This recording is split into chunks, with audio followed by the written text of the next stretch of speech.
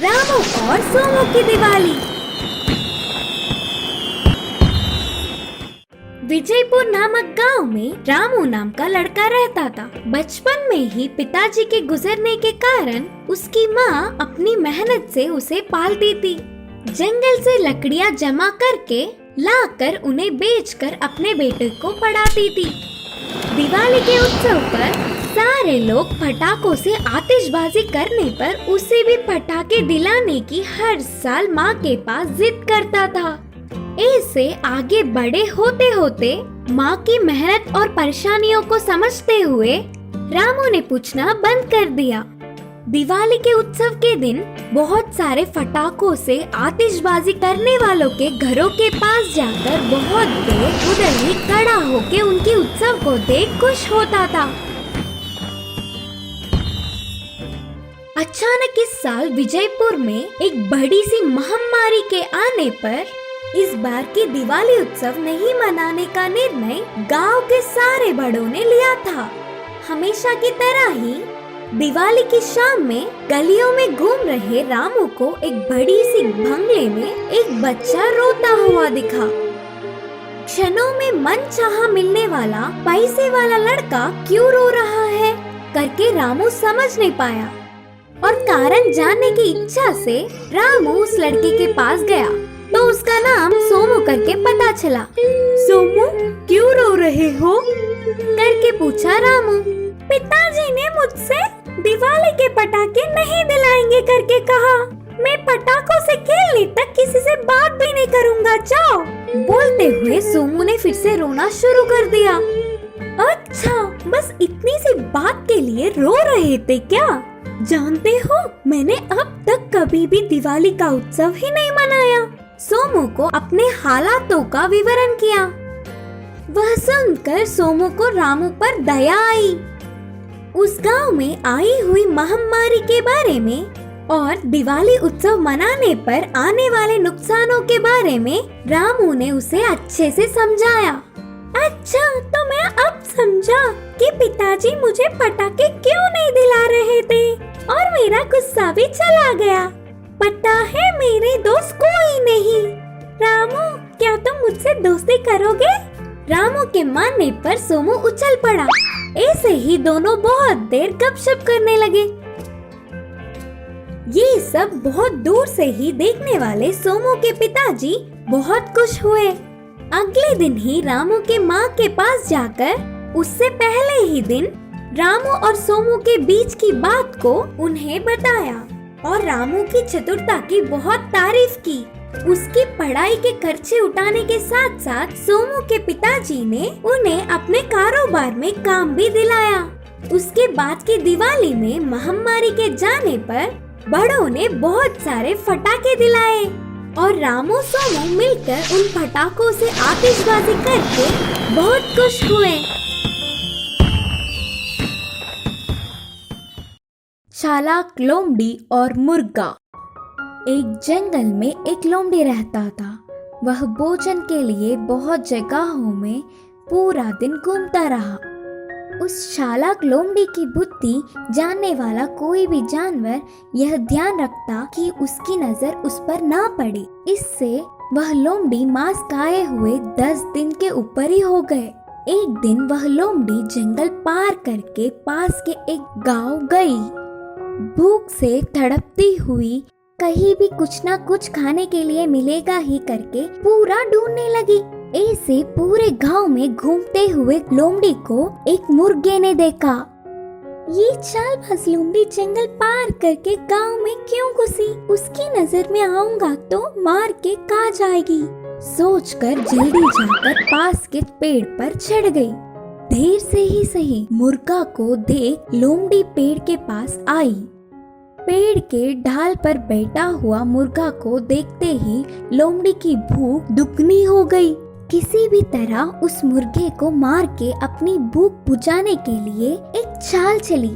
धीरे से उस पेड़ के नीचे आकर, दोस्त, रेडियो में कल एक खबर सुना क्या? से सारे जानवर मिलजुल कर दोस्तों की तरह रहेंगे। अब डर कैसा, नीचे आ जाओ, हम दोनों दोस्तों की तरह मिल जाएंगे, मिलकर खेलेंगे, मीठी आवाज में कहा। उस चालबाज लोमड़ी की बातों में कितनी सच्चाई है करके मुर्गी को पता था। उससे पीछा छुड़ाने के लिए जल्दी सोचने लगा। वह मुर्गा आखिर में होशियारी से, अच्छा यह खबर मैंने सुना दोस्त, बोलकर दूर इधर उधर देखते हुए कहा, तुम्हारे दोस्त इधर ही आ रहे हैं, उन्हें भी आने दो, तब सब मिलकर मजे से खेलेंगे। इस रास्ते से आने वाले मेरे दोस्त कोई नहीं है, फिर कौन आ रहा है? शिकारी कुत्ते और उनके दोस्त, बोलकर मुर्गे ने धैर्य से उत्तर दिया। शिकारी कुत्तों का नाम सुनते ही लोमड़ी डर के चौंक गया, कांपने लगा। उनकी नजर में आया तो मरना निश्चित है करके सोचा। लोमड़ी को डरना देख मुर्गा, इसे डर के कांप क्यों रहे हो दोस्त, बोलकर हंसते हुए पूछा। तब लोमड़ी, पता नहीं कि वे लोग कल के रेडियो की खबर सुना होगा या नहीं, ना सुना तो मेरे प्राण ले लेंगे, बोलते हुए उधर से जल्दी भागकर जंगल गई। अपनी होशियारी से अपने प्राण बचाकर मुर्गे ने आराम की सांस ली। इस कहानी की शिक्षा है कि धोखे को धोखे से ही जीतना पड़ता है। मूर्ख और लालची लोमड़ी। एक जंगल में एक लोमड़ी रहता था। उसे सब कुछ पाने का लालच था, लेकिन वह छोटा जानवर होने के कारण उसकी कोई भी इच्छा कभी पूर्ण नहीं हुई। कोई शेर या बाघ के शिकार करके खाने से बची हुई मांस को खाकर अपनी जिंदगी जीता। भगवान जंगल के राजा शेर के अलावा ये लोमड़ी को बनाया तो अच्छा था। हर एक जानवर को भगाकर अपना पंजा लड़ाकर मारता और खुशी से पर्याप्त भोजन खाता। मेरे खाने से बची हुई मांस के लिए शेर भाग लड़ते हुए मरते, बोलकर दिन के सपने देखता हुआ, वैसा होगा तो कितना अच्छा होगा सोचकर गिर गिर कर हंसने लगा। ऐसे चलते एक दिन एक शिकारी जंगल आया।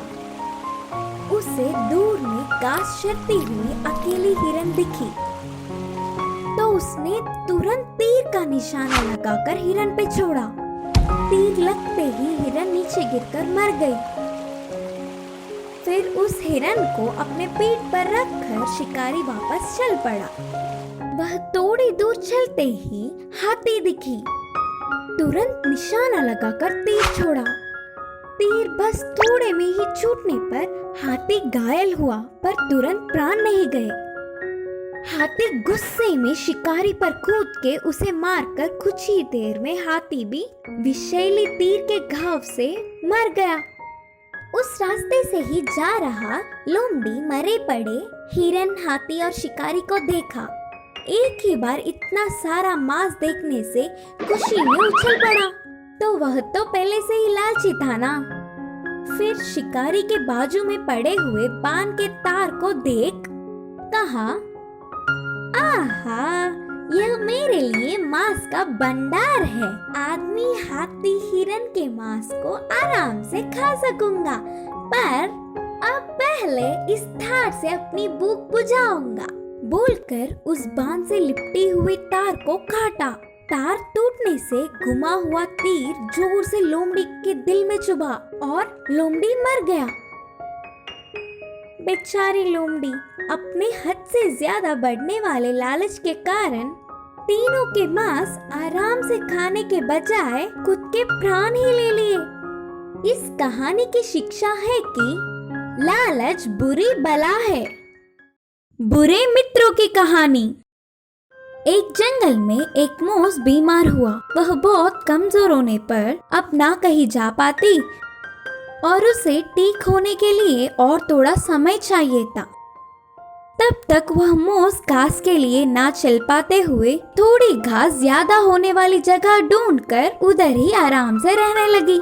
मूस के बीमार होने की खबर धीरे धीरे पूरे जंगल में पता चल गया। बीमारी से आराम कर रहे मोस की हालचाल पूछने के लिए बाकी के मोस आने लगे। उसे देखने सारे मोस आए करके बीमार मोस बहुत खुश हुई। मुझसे वे सब कितना प्यार करते हैं, बोलकर चौंक गई। हालचाल जानकर उस जगह को देख आश्चर्य हुए। कितना हरा भरा घास है यहाँ, करके तुरंत सब घास चरकर उधर से चले गए। ऐसे जाने वाले सारे मोस उस मोस की बीमारी की खबर के साथ साथ मैं मेरे मित्र के बीमार होने पर उसकी हालचाल पूछने गया। उधर बहुत ही नरम घास था, वो नहीं खाया तो क्या खाया। आहा, कितना स्वादिष्ट था। तुम भी ऐसे जाकर 2-4 बातें करके जितना चाहे उतना खा के आओ ना। बोलते हुए घास वाली बात भी दूसरे मोसों को बताई। हरी भरी घास है जानकर सारे मोस भीड़ों में आकर हालचाल पूछने के बहाने से घास खाने लग गए। यह सब देखकर आराम करने वाली बीमार मोस परेशान हो गई। मुझे ना पहचानने वाले भी हालचाल पूछने के नाम पर आके जितना चाहे उतनी घास खा रहे हैं। ऐसे तो मेरे ठीक होने तक पूरा घास खत्म हो जाएगा, तब मेरा क्या, बोलकर उदास हुई। लेकिन क्या फायदा, अगले दिन ही उधर की पूरी घास खत्म हो गई। अब ना कुछ कर पाते हुए बेचारी वो बीमार मोस चल ना पाने की स्थिति में भी जैसे तैसे करके दूसरी जगह ढूंढ लिया और इस बार उसने ध्यान रखा ताकि उसकी पता किसी को पता ना चले। इस कहानी की नीति है कि मन में खोट होने वाले मित्र शत्रु से भी ज्यादा खतरनाक है।